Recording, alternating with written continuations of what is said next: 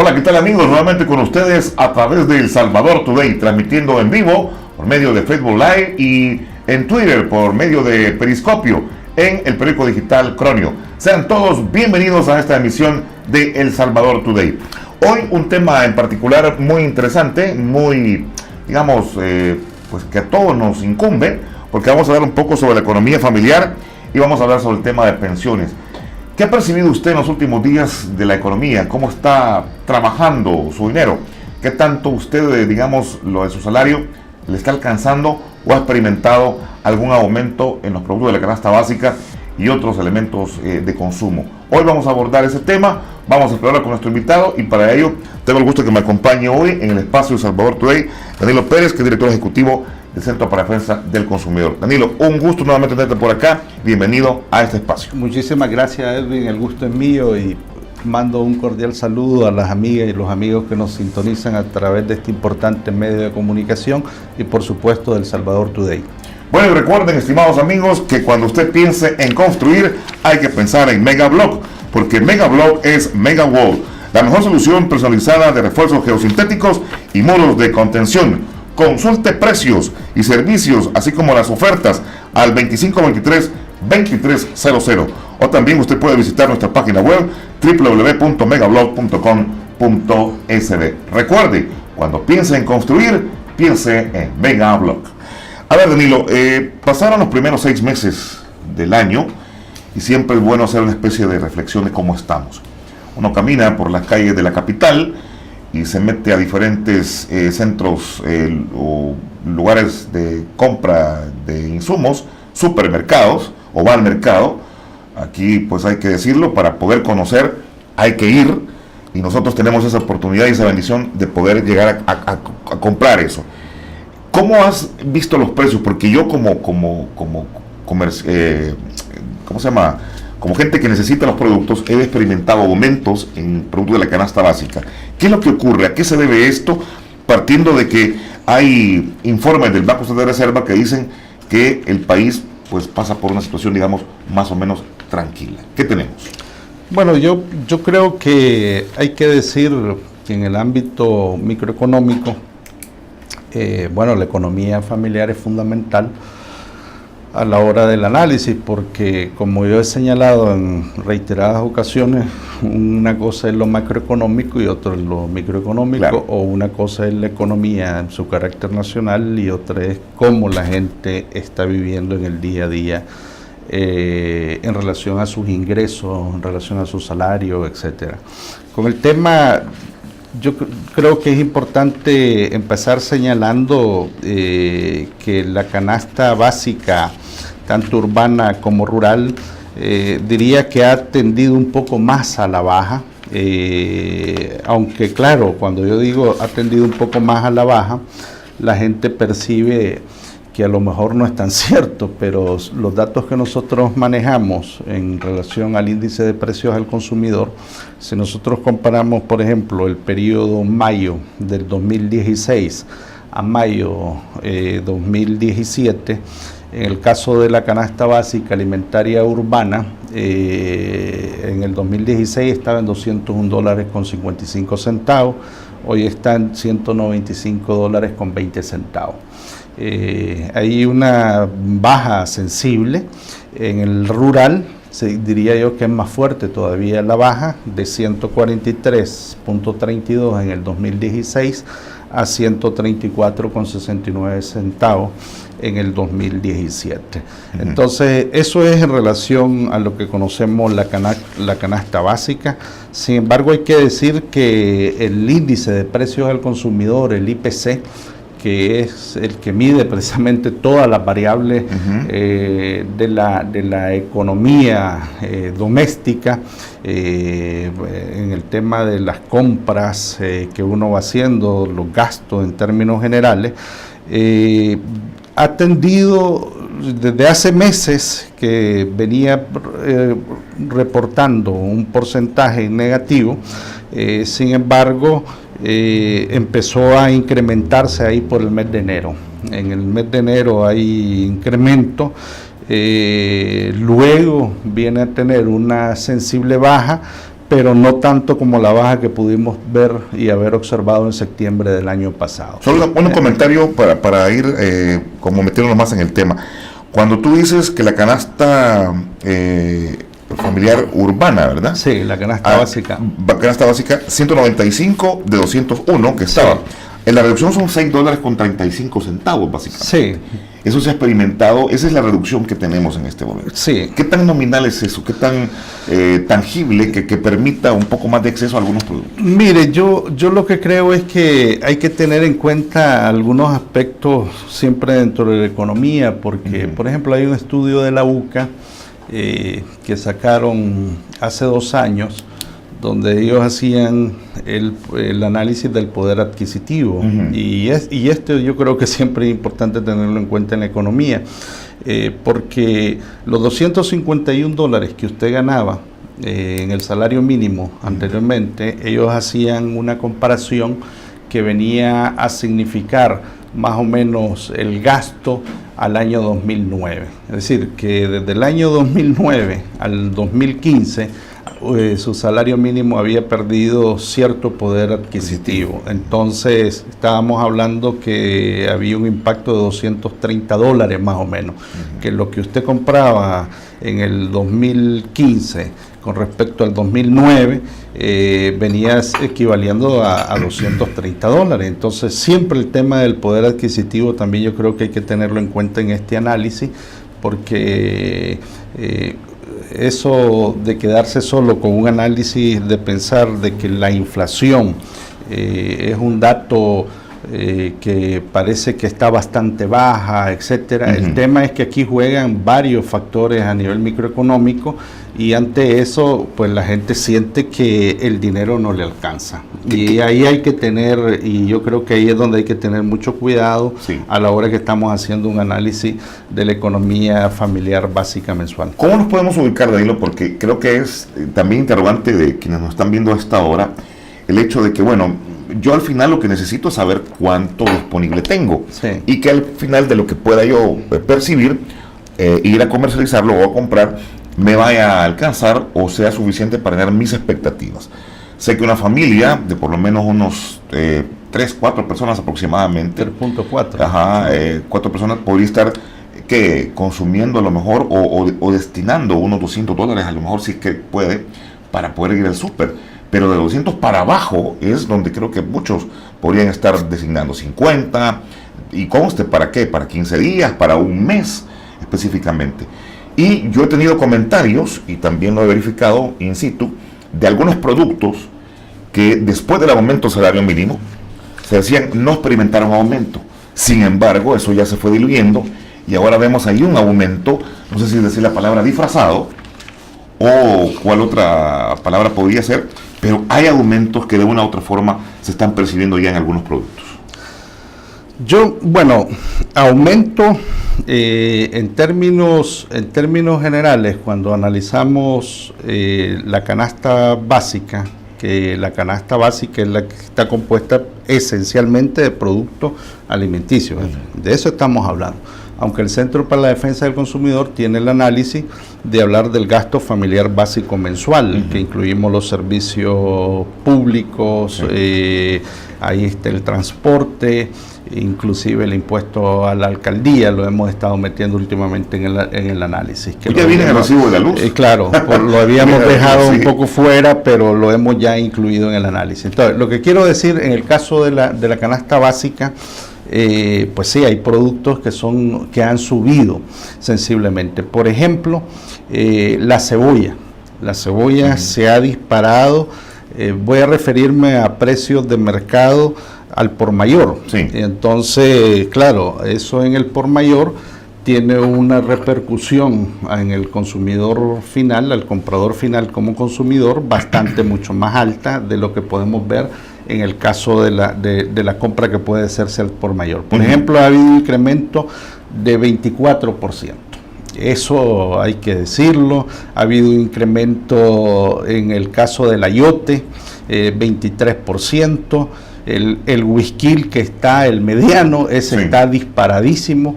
Estamos hablando de un 40% de incremento, el 16%, por ejemplo, en el caso del ajo, y así hay otros productos. Sin embargo, hay que decir que otros productos tienden a la baja. Y ahí es donde, en cierta medida, ahí se compensa, porque por ejemplo los productos que han tendido a la baja son el caso de la papa soloma, el caso de la remolacha, el caso del pipián. El tomate está alto, Sí, hay precios, el tomate está alto. ¿Cuáles son las causas de esto? Y aquí creo que también hay que ponerle atención. Uno tiene que ver el tema estacionario, porque hasta cierto punto estamos apenas entrando al sistema del invierno. Hay productos que requieren agua y durante algunos meses no tuvieron la cantidad de agua, habían pocos productores, el caso del ayote, por ejemplo. Pero el otro problema, y aquí sí creo que hay que poner el énfasis, es la importación. No perdamos de vista que nosotros somos eminentemente importadores de verdura, no productores, sino sobre todo importadores. Y Guatemala ha sido uno de los países que en el caso del tomate estuvo dejando de exportar. Parece que el consumo fue más alto, su producción fue un poco más baja y se quedó más en el consumo local. Sí. Y el caso de Honduras, por ejemplo, otros productos que debió haber mandado no los ha estado mandando. Entonces ahí creo yo que hay que revisar qué está pasando en el mercado regional centroamericano, porque al final El Salvador es bastante dependiente. Solo quiero hacer una pausa porque el tiempo vamos avanzando, pero vamos a dejar esto para el siguiente bloque, porque si hay todavía una dependencia y no hay una elaboración de nuestros propios productos, lo voy a plantear así porque hay un reto. Yo he escuchado a las autoridades del Ministerio de Agricultura, en donde el objetivo es crear nuestros propios productos, pero me da la impresión que todavía no hemos llegado a ese nivel, y aquella producción que teníamos en esta zona que está por Santa Tecla, ¿cómo se llama? El Zapotitán. Zapotitán ha desaparecido. Vamos a ver un poco sobre eso en el siguiente bloque, pero recuerdo que Megablock es la mejor forma para construir. Puede pedir información al 2523-2300 o visite nuestra página web www.megablock.sb. Recuerde, Megablock es Megabol cuando piense en construir. Ya regresamos.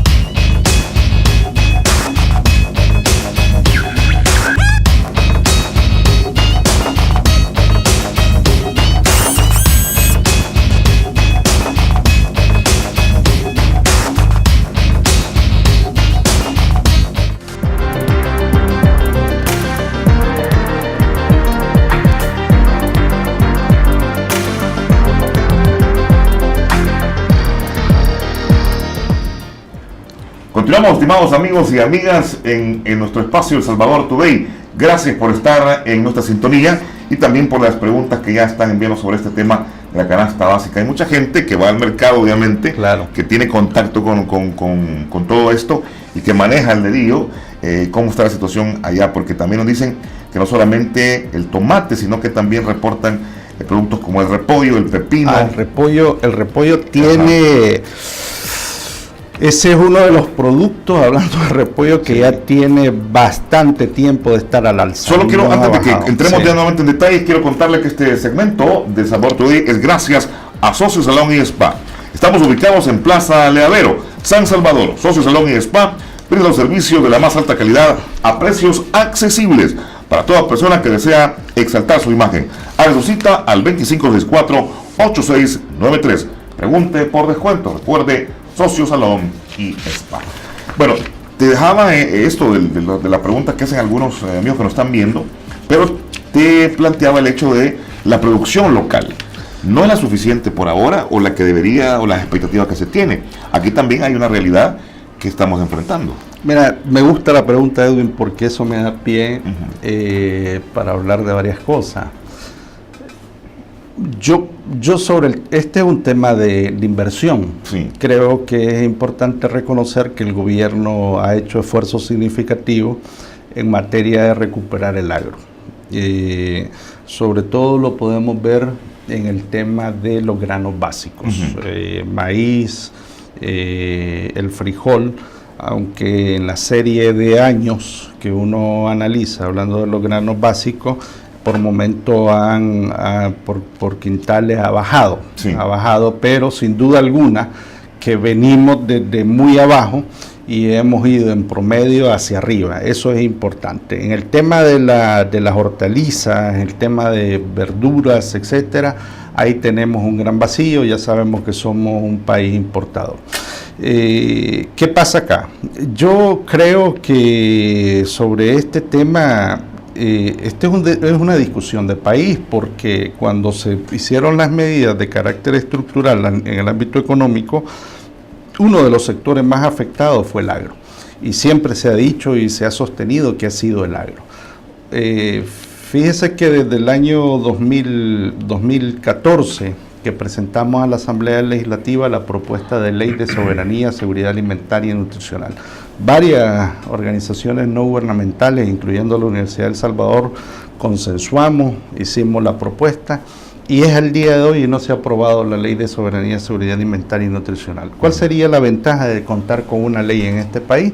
Sin duda alguna, que el foco, el objeto donde nosotros le pusimos toda la fuerza tenía que ver precisamente con el tema de inversión, de generar las capacidades para los productores pequeños, la mediana producción local, la economía familiar.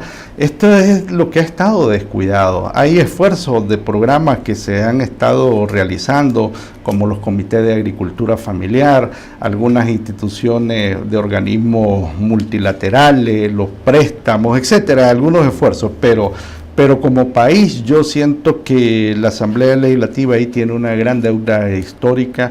Sobre todo quien tiene la deuda son los partidos de derecha, y más fundamentalmente, hablando de los partidos de derecha, hay que decirlo, siento que Arena no se pone claro, porque nosotros le estamos dando seguimiento a esta discusión. Veo que Gana, por ejemplo, es un partido que está queriendo avanzar en esto, el FMLN está tratando de avanzar en ello, pero Arena no está avanzando en esto. Pero el problema de la ley de soberanía alimentaria solamente... Yo estoy de acuerdo que la ley no va a venir a solucionar todo, pero la ley dentro de la institucionalidad pública del Estado sin duda alguna contribuye. Le voy a poner un ejemplo de cosas qué tan complicado estamos con este tema. Cuando se firmaron los tratados de libre comercio en el país, sobre todo el CAFTA, si usted se acuerda, producto del CAFTA aparece la LACAP, la Ley de Adquisiciones y Contrataciones. Ahí está todo el tema que tiene que ver con las compras públicas. En el ámbito de las compras públicas, en el gobierno de Mauricio Funes, se emitieron algunos decretos de carácter transitorio para poder generar compra a los productores locales. Hablando, claro, por ejemplo, del maíz, hablando por el caso del frijol, saltó la empresa privada por eso, se opuso porque eso violentaba la LACAP. Entonces yo creo que una ley, y por eso es que nosotros hemos insistido muchísimo, uno, en el reconocimiento del derecho humano a la alimentación en la Constitución de la República; dos, el tema de la Ley de Soberanía y Seguridad Alimentaria. No lo viene a resolver todo, sí, no lo viene a resolver, pero viene a facilitar, viene a contribuir. En este desorden que tenemos, donde no hay inversión adecuada, entonces ciertamente que mejoraría, porque hay que decirlo, el gobierno ha hecho desde el Ministerio de Agricultura, desde el Ministerio de Educación, el Ministerio de Salud, esfuerzos que tienen que ver con el tema de las compras locales para dinamizar la economía de carácter local. ¿No ha sido suficiente quizás? ¿O qué ha pasado? Porque si se hacen esfuerzos para poder dinamizarlo y no ha tenido resultados esperados, ¿qué es lo que ha trabado eso? Yo por eso creo que hay una arquitectura, ajá, que se montó desde que se firmó el Tratado de Libre Comercio. Aparece la LACAP, vienen algunas leyes, que lejos de, así como el empresariado habla de que se necesita mayor legislación para generar trámites con mayor facilidad, inversiones, yo creo que el sector agropecuario es uno de los sectores a los que se le tiene que apostar, y eso es donde el gobierno se ha visto limitado con ciertos recursos precisamente por los marcos legales e institucionales. Eso es lo que está pesando, Edwin, a mi modo de ver. Porque inversión ha habido, inversión sí tengo que reconocer que ha tenido, veo que hay voluntad, pero hay frenos, o sea, hay frenos legales y el CAFTA pesa en este momento. Sí. Bueno, yo quiero poner en perspectiva también esta parte, porque de la microeconomía y la macroeconomía, una depende de la otra, que sí, claro, es obviamente. Y en un reporte recientemente publicado por el Banco Central de Reserva, en un informe que el presidente diera al sector académico del país, señalaba lo siguiente, que la economía de nuestro país, dice, se mantiene en una fase alcista del ciclo económico, por arriba de su nivel potencial, con un crecimiento del 2.3 en el primer trimestre del 2017, impulsado por sectores como el agropecuario, el de construcción, industria y servicio. Cuando usted escucha o lee esto, da la impresión de que estamos bien. O sea, no hay ningún inconveniente, o por lo menos sí, no hay que preocuparse como sí, tal. Pero cuando salimos a la calle, y es lo que usted me decía, en la parte, el nominal del dinero, o el valor del dinero, no está alcanzando. O sea, ¿qué es lo que hace entonces ese desfase? De que usted pueda decir, aquí están las cosas bien, pero que no está viendo, o la señora que va al mercado, vende pupusas, o las tortillitas, dice, mire, yo no percibo tanto así la cosa. Mire, yo creo que en este punto, hay que decirlo, hay un crecimiento económico que no es el deseado. Sin embargo, sigue habiendo crecimiento económico. Las proyecciones indican que se puede llegar a 2.3%. De hecho, ese es el dato que se está manejando, sí, al menos en el primer trimestre de la economía, según las publicaciones que ha hecho el Banco Central de Reserva, y según la información que se está viendo desde el Ministerio de Economía, etcétera. Pero el BCR, que es el que logra articular todos los datos financieros económicos, esa es la proyección que está manejando. Crecimiento hay. Yo creo que el problema en este país es, uno, lo que tiene que ver con el ingreso. Y sobre todo me refiero, hablando de ingresos, más concretamente me refiero al tema salarial. Creo que estamos en una economía donde los salarios son bastante contraídos, bastante débiles, que no permiten dinamizar la economía. El otro elemento que me parece fundamental en este análisis es que ha habido una reducción del gasto público. Una reducción del gasto público donde se está poniendo en debate todo lo que tiene que ver con el tema fiscal, y donde partidos han estado diciendo que el gobierno debe de reducir el gasto. Yo estoy de acuerdo con que se revise cómo se está manejando el gasto, que sea más transparente, pero he escuchado voces donde en el caso de los subsidios los critican constantemente. Aunque eso viene de los partidos anteriores. Pues, el tema pero lo que pasa es que en este gobierno es donde estamos viendo importantes reducciones de los subsidios, Edwin. Por lo menos focalizados. Más focalizados tal vez. Sí. Porque eran muy amplios claro, pero ha habido una reducción sustancial. Le voy a poner un ejemplo que a mí me parece importantísimo que lo tengamos en este análisis. Imagínese usted, hablando de subsidio. A ver si ando a mano el dato.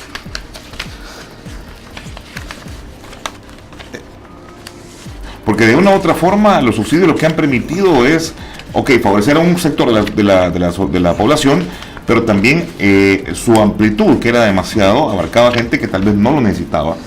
Y que ahora se habla de que ha sido más focalizado. Sí, ha habido una focalización del subsidio, Edwin, pero... ¿O se ha excluido todavía gente que lo necesitaba, tal vez? Yo creo que se está excluyendo a gente que lo está necesitando. Por ejemplo, aquí está. En el año 2010, el subsidio, el total de impuestos pagado por los hogares rondaba 2.467 millones de dólares. Al 2016 se incrementó en 3.259 millones de dólares. Si comparamos el 2010 con respecto al 2016, de entrada podemos ver un incremento de lo que se llama el aporte de impuestos pagados. En el caso de los subsidios, en el 2010 el gobierno estaba gastando invirtiendo 295 millones de dólares y el 2016 ha bajado a 158 millones. Es decir, hemos pasado de un 12 a un 5%. A eso me refiero yo. Entonces, ¿qué pasa? En este debate que se está poniendo en este momento, cuando se está insistiendo en disminuir el gasto, y yo creo que aquí hay que elevar el debate en otro nivel. Y el debate tiene que estar elevado también en el tema del ingreso, y como CDC lo hemos estado señalando, no es posible que aquí solo estemos hablando de un recorte, porque eso es lo que han estado planteando algunos partidos. Y yo lo he estado conversando con algunos representantes de partidos políticos y yo les digo, no, esto no es posible, claro, porque aquí lo que tenemos que ver es el tema del ingreso también. Bueno, déjeme hacer una pausa porque el tiempo se nos está yendo, pero obviamente el tema económico es bastante exhaustivo y muy amplio.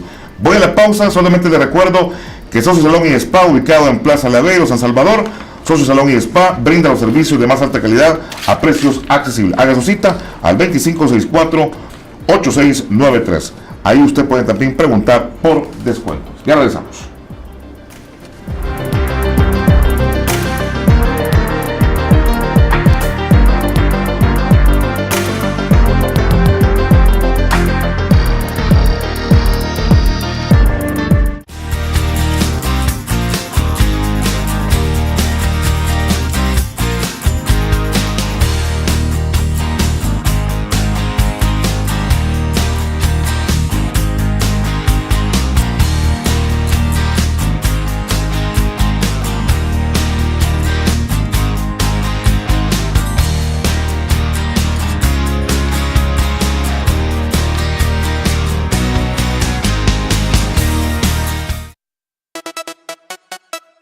Don't stop.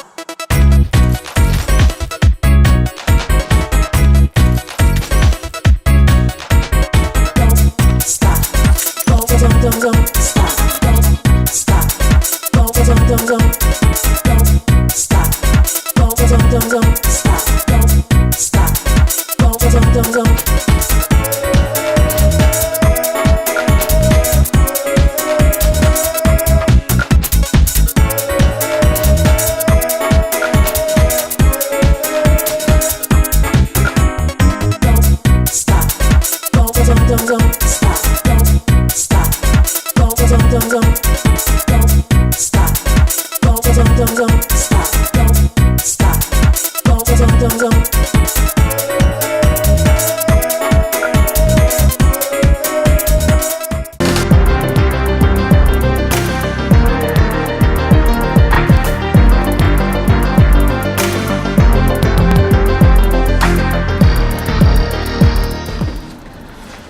Continuamos y gracias de veras por su participación y por los comentarios que estamos recibiendo a través de nuestras cuentas de Twitter y también en este momento que estamos activando la conversación. Este segmento de Salvador Today es gracias a Ground Coffee. Somos una cafetería, café gourmet y bistro, ofreciendo un extenso menú de paninis, ensaladas y postres. Todo esto bajo el concepto de moda y café. Usted puede visitarnos en calle Pablo Aguilar, número 133, Colonia Escalón. Venga y dése el gusto de compartir con su familia y amigos. Esta parte de la economía la voy a cerrar porque también quiero hablar un poco rápido de las pensiones, pero vemos varios factores y no sé si tal vez los economistas a veces sientan base en algunos temas, pero si tenemos este punto, ¿qué papel juegan las remesas en todo esto? Porque obviamente vemos que las remesas han aumentado y muchos te hablan de que no hay una inversión inteligente de remesas y que todo es para gasto. Y eso también nos afecta. Y yo le preguntaba al presidente del BCR un día, mire, esto es un fenómeno como el que se hizo hace mucho tiempo en Holanda, el fenómeno holandés, que cuando recibían, la gente lo pagaba todo en efectivo, y eso afectó a quienes no tenían el ingreso. Y aquí también puede estar afectando eso de una u otra forma. Entonces, ¿cómo estamos? ¿Qué papel juegan las remesas en todo esto? No, yo creo que la remesa sostienen en gran parte la economía de este país. Si se van, de hecho están puestas en el análisis del Producto Interno Bruto. Sí. Hay quienes afirman que deberíamos de sacar las remesas en el análisis. Si las sacamos, pues nos vamos para abajo, porque ahí estaríamos es la tabla salvadora, estamos tocando el tema del ingreso. Yo creo que desgraciadamente hoy estamos en una economía donde necesitamos cambiar el modelo. Hablando del presidente del BCR, yo concuerdo con él que es necesario cambiar el modelo económico de este país. Creo que él puso un buen punto en una ocasión cuando lo estaban entrevistando y aparece en un medio escrito, además, señalando eso, porque en estas condiciones como estamos, porque si analizamos la economía es ingresos, gastos, préstamos, sí. Ese es el tema, los préstamos y otras variables que pueden estar dentro del análisis. Pero ahorita estamos en una situación de endeudamiento público gravísima. Y creo que las medidas que se tocan de manera, a mi modo de ver, cosmética, en esta discusión que se está haciendo de la deuda pública, el que se quiere hacer del manejo de la deuda pública en relación al sistema de pensiones, a mi modo de ver, todavía es cosmético. Aquí necesitamos analizar con mayor profundidad todo el tema del sistema de la estructura económica del país y del tema de la reforma fiscal. Para empezar, el tema de la reforma fiscal. ¿Qué cosa nos lleva a otra cosa? Porque aquí no hay que venir como saltándonos. Todo tiene una línea, un proceso. Todo tiene una línea. Yo no estoy diciendo que no sea importante la discusión y las medidas que se tengan que tomar en el tema del sistema de pensiones. Que de hecho, hay que decirlo, la propuesta que están haciendo las organizaciones sociales y el gobierno, a mí me parece que son de las propuestas más correctas, más adecuadas. Son pocos países, como el caso de El Salvador, quienes estamos en un sistema con las AFP. Poquísimo. ¿No es la propuesta del gobierno? Mire, yo creo que no es confiscatoria. Me parece que si sobre el tema confiscatorio, a ver, hay un estribillo que se está manejando, que es lo que que se están planteando de que se va a agarrar el dinero de los cotizantes. Yo creo que en eso hay que tener cuidado y hay que generar los marcos legales totalmente adecuados. Pero lo que no se debe aceptar y no se debe estar permitiendo es lo que ha estado pasando durante muchos años con las AFP en este país. Es decir, quienes al final han estado rentabilizando nuestros ahorros, quienes al final han estado capitalizando nuestros ahorros son las AFP. Claro. Por algo es que creo yo que están en una gran campaña fuertísima, que a mí me sorprende porque aparecen los medios de comunicación solo con este estribillo de decir le van a agarrar sus ahorros. Yo lo que creo es que están preocupados porque se están viendo en este momento en una situación tal vez contra la espada y la pared, donde se sienten amenazadas que les pueden quitar gran parte del pastel. Y yo creo que sí hay que quitarle gran parte del pastel, porque al final es el ahorro de los cotizantes. A mí me parece además que es el Estado, por Constitución de la República de El Salvador, quien tiene que velar por los intereses de la mayoría de la población. Y en ese sentido yo no creo que la empresa privada, en este caso de las AFP, más conociendo los modelos que se han implementado en otros países, como el caso de Chile, donde la gente ha estado protestando, quejándose, etcétera, es el mismo modelo que básicamente nosotros tenemos en este país. Yo creo que sí hay que cambiarlo y hay que modificarlo. Pero solo una pregunta, pero ¿cómo, o sea, normar esto? Porque si cuando se aprobó la ley de creación de AFPs se le dio este mandato a estas instancias, es un negocio, es una empresa, claro, y obviamente tiene que ganar, pero habrá que reducirle el tipo de ganancia, es que porque ganan exageradamente, y eso es lo que hasta este momento se ha defendido. Por eso la propuesta del gobierno lo que está buscando es hablar del sistema mixto, del sistema mixto. ¿Y convendrá hacer de nuevo INPEP, tal vez? Es que aquí es donde, bueno, dentro de la propuesta del gobierno aparece el manejo de un fondo público, donde en definitiva se estaría buscando la rentabilización adecuada de los ahorros, donde se pueda capitalizar más en favor de los pensionados, etcétera. En el caso, mire, yo, hablando de las AFP, Edwin, yo sí creo que hay que revisar a fondo ese sistema.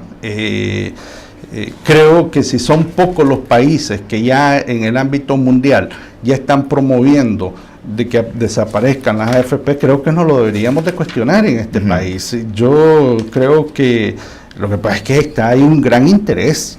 Es lo que sucede, hay un gran interés de seguir ganando, de seguir generando recursos. Y con la preocupación que existe con respecto al gobierno, hay que dejar en el marco de la ley aquellos candados que no permitan de que se vayan a malversar o mal utilizar los recursos de los pensionados. Pero ¿cuál es el problema?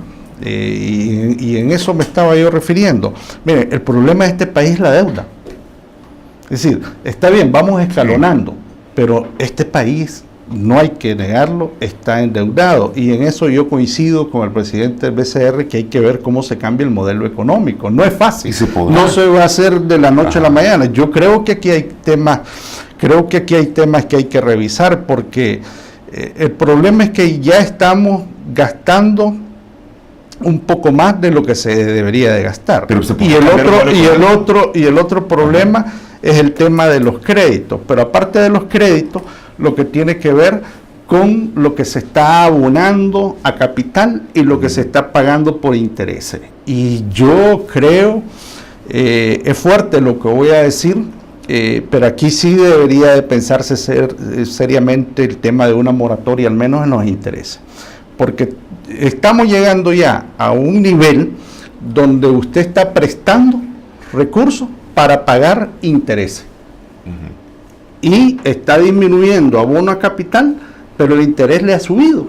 Eso es lo que está pasando ahorita. Esa tesis es la que aprobó Salvador Arias hace un par de meses atrás, donde decía que se declarara como una especie de moratoria para que replanteáramos eso. Yo creo que debería, hay países que lo han hecho. En el caso, habría que analizar, las consecuencias, pero en el caso de Argentina lo hizo. Argentina se lo planteó. ¿Pero no pasa un corralito? No, en el caso de Argentina, pero lo interesante de la economía de Argentina es que demostró crecimiento e inversión de carácter social. Ahora están retrocediendo.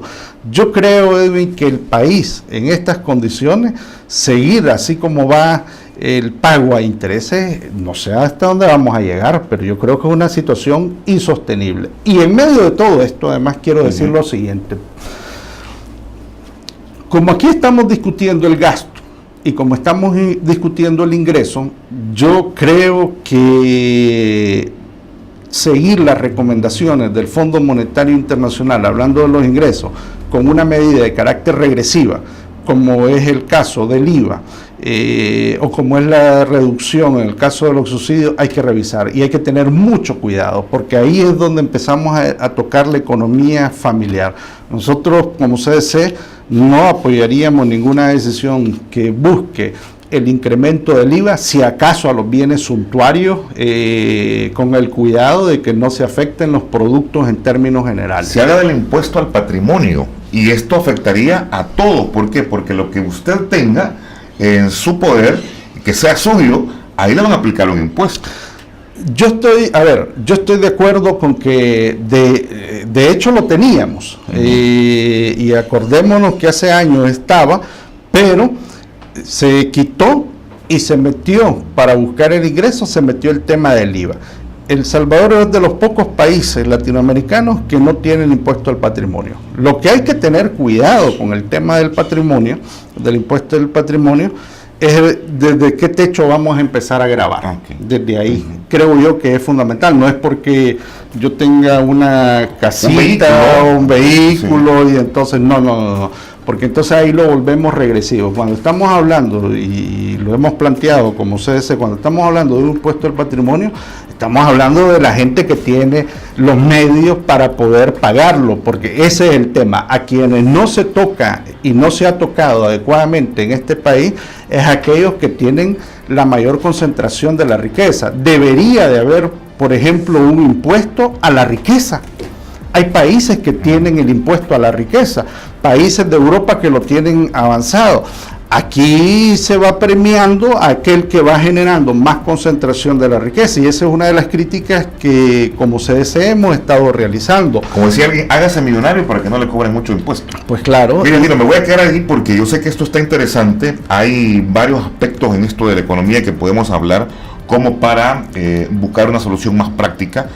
Y lo que sí puedo decir es que ojalá que quienes tengan esa oportunidad de hacerlo, nuestras autoridades, lo hagan de la mejor manera posible, porque usted ha planteado hoy en nuestro espacio muchas aristas donde se puede hacer. Ojalá que esta discusión y que usted pues participe en ella, porque creo que tiene muchas luces y podría tal vez darles ese impulso a las autoridades. Así que me voy a quedar acá, pero por favor que sea excusa porque nos vamos a juntar, hombre, y analizar estos temas, porque creo que usted ha puesto algunos puntos muy interesantes sobre las I para analizar el tema. Así que le quiero agradecer. Muchísimas gracias, Edwin, y de nuevo un saludo a las amigas y los amigos que nos sintonizaron este día.